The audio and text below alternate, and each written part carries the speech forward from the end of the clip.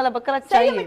और ऐसे तो मैं सोफा दे रहा था, आप हमें ऐसे तो मैं जाऊंगी नहीं। आप देख रहे मैंने अजरक पहना हुआ है, ऐसे हम छोड़ते नहीं है, वैसे जाएंगे नहीं।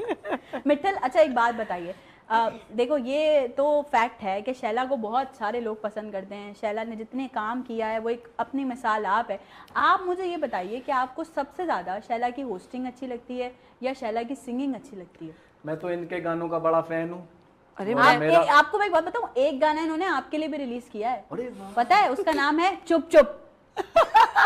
ये गाना है कौन सी? ये गाना है तो मतलब चुप हो जाए, मतलब यही है ना, चुप मतलब चुप। बिल्कुल ही साइलेंट हो जाए ना। देखिए देखिए फिर उन्होंने इंग्लिश बोला। साइलेंट।